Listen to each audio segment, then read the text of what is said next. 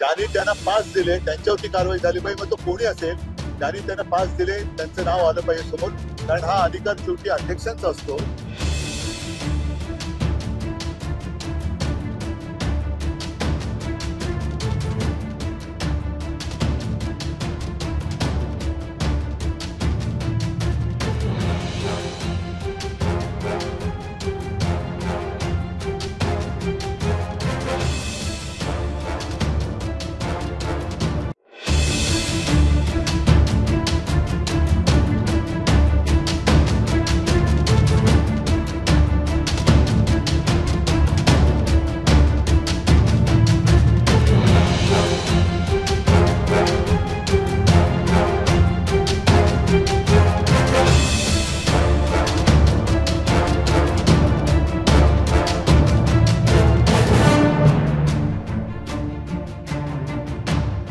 पण ते समर्थक आहेत का गुंड आहेत?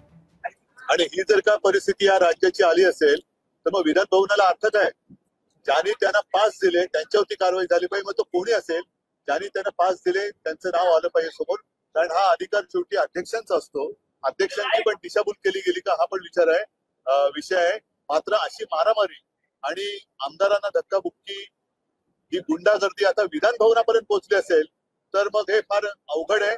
ताबडतोबीने गृहमंत्र्यांनी आणि मुख्यमंत्र्यांनी सगळे विषय सोडून त्या गुंडांवरती आणि त्या गुंडांच्या पोशिंद्यांवरती कडक कारवाई केलीच पाहिजे.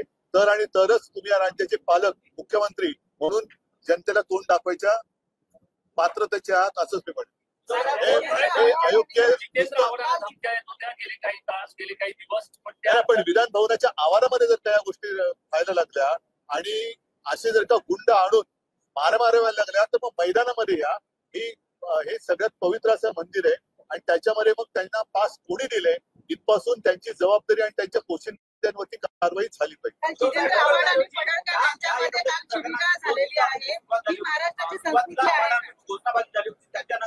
बघा, विधान भवनाच्या बाहेर हा एक विषय आणि विधान भवनात या प्रांगणामध्ये जे काय होतं हे अत्यंत गंभीर आहे. जर लोकप्रतिनिधींना अशा पद्धतीने मारहाण होत असेल किंवा धक्काबुक्की होत असेल आणि विशेष म्हणजे गुंड आत आणण्यापर्यंत पाळी जात असेल तर मग शेवटी विधान भवनाचं महत्व राहिलं काय?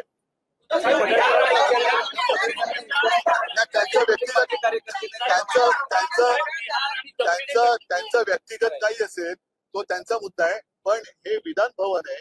विधान भवनाच्या प्रांगणामध्ये एवढा कडकूट बंदोबस्त आहे असताना देखील हे पास घेऊन आले होते का आणि पास दिले गेले असतील तर ते कोणाच्या मार्फत पास दिले गेले हे त्याच्यावरती कारवाई झाली.